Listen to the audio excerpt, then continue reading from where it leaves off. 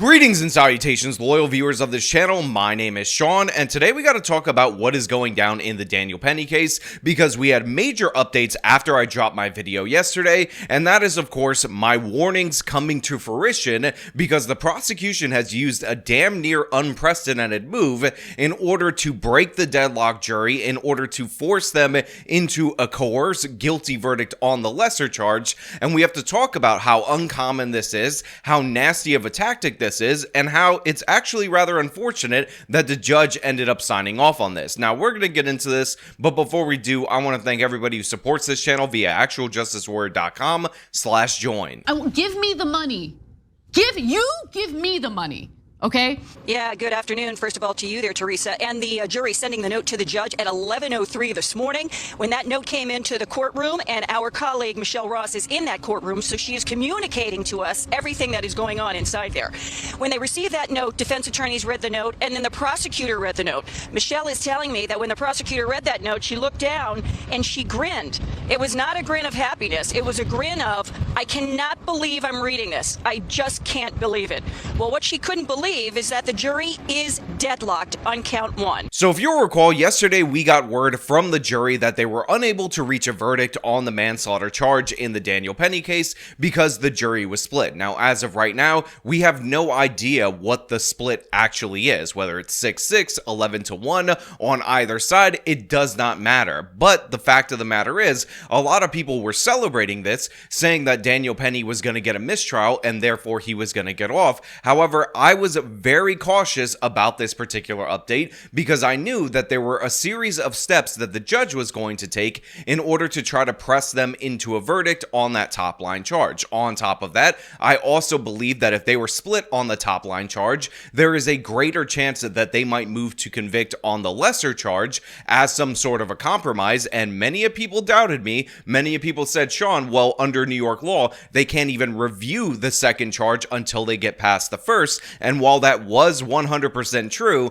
the prosecution has essentially altered the deal in the 11th hour in a very sinister way. Now, this drop charge comes after jurors sent two notes today saying they could not reach a unanimous decision on the top count. Judge Wiley sent them back to the jury room on an Allen charge, giving them instructions to try and reach a verdict. They tried, and they tried hard, because they sent another note asking to define the term reasonable person. And after getting the definition on that, they again said they could not come to an agreement. The prosecution then requested to drop the top charge of manslaughter in the second degree if the jury could still deliberate on the lesser charge of criminally negligent homicide. Now, the defense opposed this and called for a mistrial, but instead, Judge Wiley granted the prosecution's request to throw out the top charge and sent jurors home early for the day. They will begin to deliberate on criminally negligent homicide on Monday morning. Yeah, that's right. The prosecution, not the defense, motioned the judge in order to dismiss the manslaughter charge so that the jury could only review the criminally negligent homicide charge, which is a significantly lesser charge against Daniel Penny. But while a lot of people are celebrating that the manslaughter is off the table, the fact of the matter is this was done in a very cynical manner in order to break what would have been a hung jury, what would have led to a mistrial, and I find this to be incredibly unfortunate. Again, just think about it in terms of scale. If they're split on the top line charge, the chances of them actually agreeing on a lesser charge are definitely higher. This is not the same thing as if they would have cleared the manslaughter charge themselves and got split on the secondary charge. However, there are some benefits for Daniel Penny. The fact of the matter is he will not be prosecuted ever again on this manslaughter charge, even if we go to a mistrial on the secondary charge. But the fact of the matter is the prosecution almost never does this at this late stage of the game, and essentially this creates yet another corrupt incentive in our judicial system for them to charge high-level charges. And if you get a conviction for the prosecution, that's considered a W, even though you were unsure about that charge. But then if you don't get a conviction, if you get word that the jury is struggling on that particular charge, you just pull back and try to serve them up on a silver platter the lesser included offenses in the hopes that you could wrangle out a conviction on those, when if you were just doing this straight up, you likely would not have gotten that as as the result. And again, we heard from the courtroom that the prosecution was absolutely stunned that people wouldn't send Daniel Penny up the river. The prosecutor read that note, she looked down, and she grinned. It was not a grin of happiness. It was a grin of, I cannot believe I'm reading this. I just can't believe it. Well, what she couldn't believe is that the jury is deadlocked on count one. And this is despite the fact that we have a very questionable cause of death diagnosis from the medical examiner, who in her initial report said that she could not determine cause of death. They also noted after she performed the autopsy, Neely's death certificate originally said cause of death pending further study. Dr. Harris said that was due to a misunderstanding. A police report said Neely had been screaming, so she had questions. After viewing video of an unresponsive Neely, and though waiting for toxicology results, she made her ruling, doubling down, telling the jury that Neely could have had enough fentanyl in his system to knock down an elephant, and that still would not have changed her opinion. Only to amend that later and say after she saw the video, she decided that it was due to the chokehold, which again is not what a medical examiner should be doing in my opinion. And in addition to that, we have a bunch of other questionable aspects of this case. First and foremost, the fact that the person who assisted Daniel Penny in the restraint of Jordan Neely, the restraint that was supposedly overkill and totally unnecessary, got an immunity deal while Daniel Penny was facing criminal charges. Again, double standards based on race, because that other guy was Latino and Daniel Penny, of course, is white, are obvious from this prosecutor. And by the way, it goes far beyond this case. I played this clip before, but I will play it again, of the prosecutor, who is a woman called Daphne Euron, saying that she deliberately went out of her way to throw a prosecutable case, which was a felony murder, in order to benefit the criminal. So I'm going to give you an example of something that I did with a recent case of mine, and this has never been done in my office. I had a murder case where the defendant did not intentionally kill the victim. He went into an ATM on the Upper West Side and tried to rob an individual. Unfortunately, it was an older individual. He was 86. And in the course of the robbery, he fell to the ground, and as a result, he died. This is, under the law, a felony murder, which is akin to intentional murder. However, when I first got the case, I learned, I took the time to learn about the defendant. And it was a strong case, so it wasn't about a whodunit. I knew immediately who did it. I could prove it. I could take it to trial that day and win it. But it wasn't about that. It was that the more I learned about the defendant and his life and the circumstances, the kinds of things that Jarrell was talking about, that one should take into account the trauma of that individual, I really felt incredibly sorry for him that he had gotten to that point in his life where he felt like there was no other choice but to commit this robbery.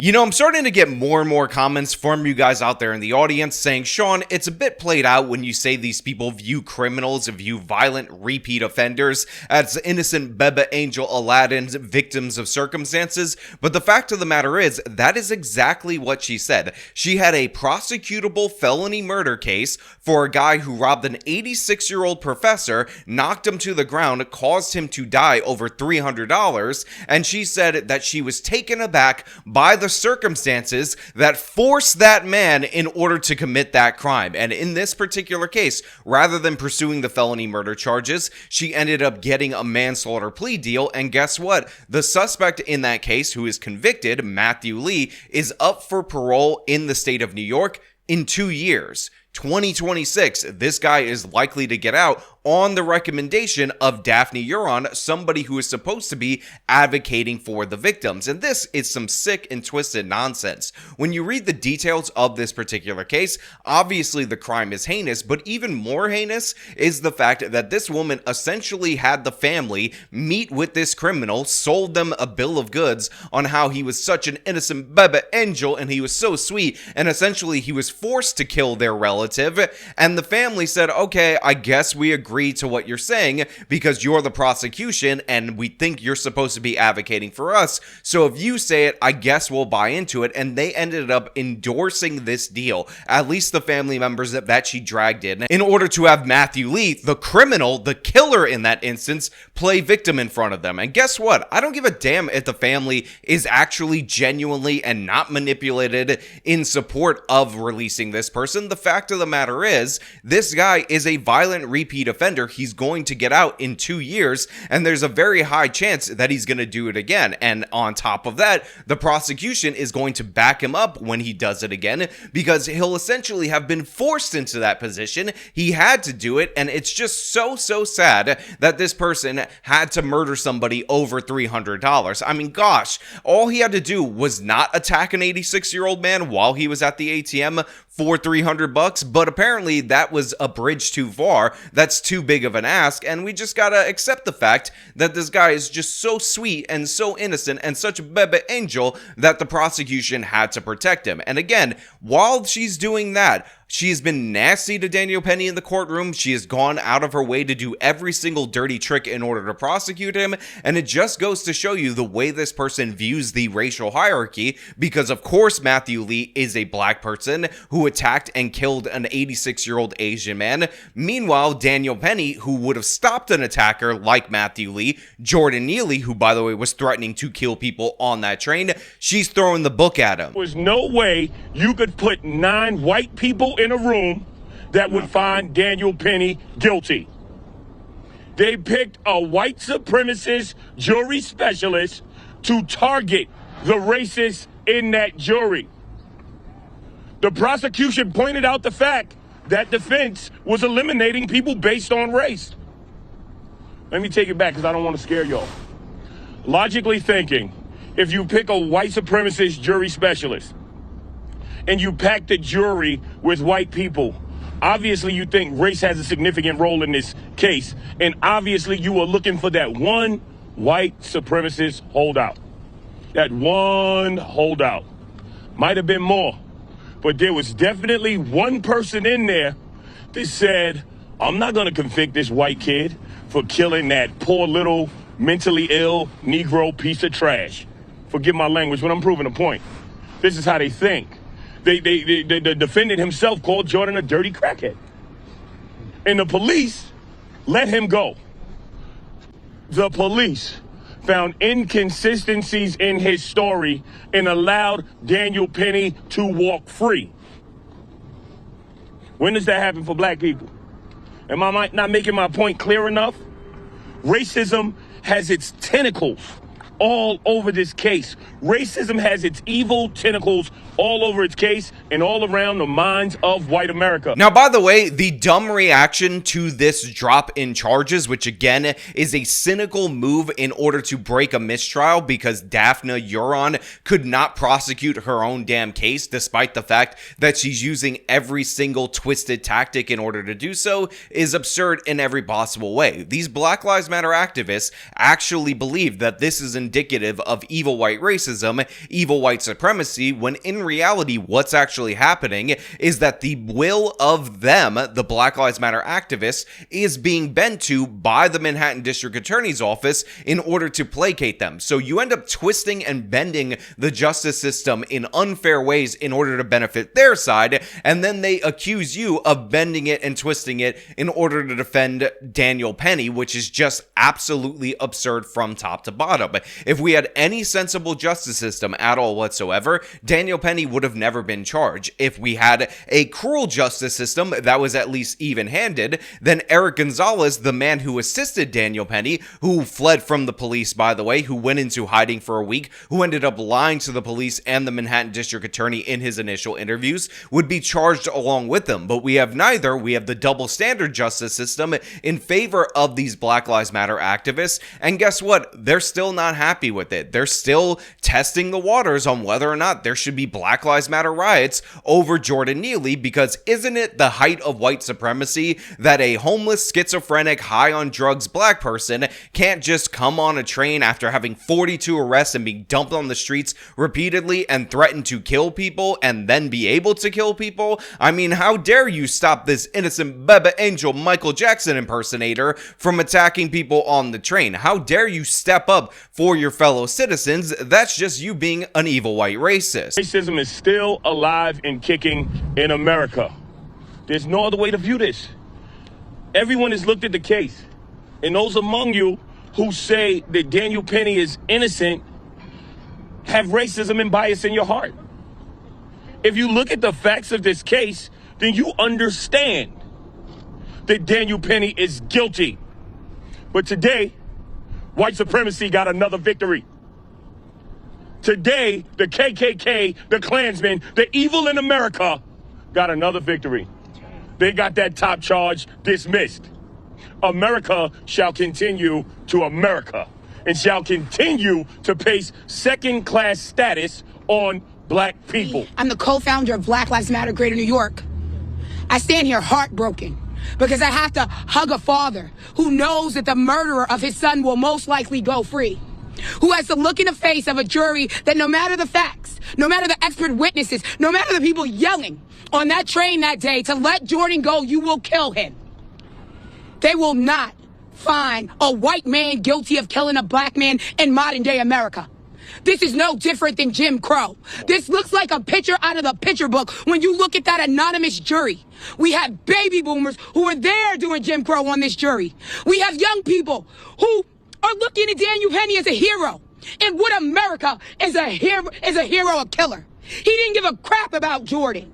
The medical examiner said Jordan turned purple. Yes, black people can turn purple when they're denied oxygen. Every lab report showed he died of asphyxiation. And that doesn't matter because they want to spare a white man the penalty of his crimes. America has not changed, and I hate to say it, it may never change. And people who keep asking, are we going to riot? Are we going to protest? Is that what's needed? Do glass have to break? Do cars have to burn for a black man to get justice in America? We can't show up with peace. We can't show up with facts. We can't show up with evidence and witness after witness. You give us nothing. And then you ask us to love this country. America hates black people, and we see it from that jury pool. A black man was lynched, and his name was Jordan Neely. Look, I said it before and I'll say it again. This particular case is the spiritual successor, the sequel, if you will, the modern retelling of the Bernie Getz case. And what's actually going down right now is that you have a bunch of racially motivated activists that are seeking revenge on white people in general because Bernie Getz was rightfully found not guilty in that particular case back in the 80s. So they're doing everything and anything to go after Daniel Penny. Obviously, it is politically motivated. We've talked about this multiple times, but District Attorney Alvin Bragg reduces charges, his office, 60% of the time for serious violent felons. We just heard about this specific prosecutor looking at the circumstances of the attacker in order to determine that he needed to be treated with kid gloves, despite the fact that he was a repeat offender, despite the fact that he killed somebody for money for $300. And guess what? I think we're looking at a potential conviction for Daniel Penny. Now, I can only hope that there will be a mistrial on the criminally negligent homicide if that is the case, because they can no longer pursue the manslaughter charge because that was dismissed by the judge. Then that makes the retrial of Daniel Penny far less likely, but I'm actually hopeful for an acquittal, even though that seems extraordinarily unlikely. However, there is something that I want to address that a lot of people in my comments leave under every single Daniel Penny video, and that is that Daniel Penny should be Donald Trump's first pardon if he gets into office. Now, I need to make this 100% clear for everybody out there in the audience. Donald Trump cannot pardon Daniel Penny. The only person who can pardon him, because it's a state crime, would be the governor of New York, and Governor Kathy Hochul is not likely to do so. Let's be clear about that. So everybody leaving me those comments and saying that this is a hopeful, optimistic resolution, the fact of of the matter is, there is a 0% chance that can happen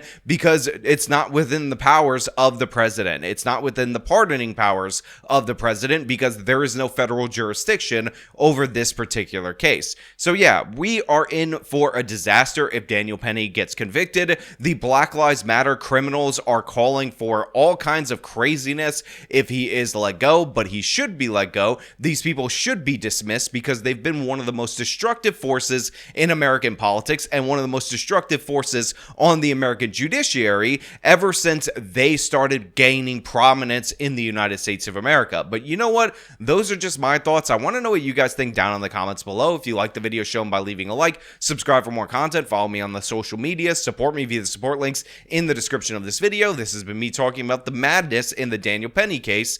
Till next time.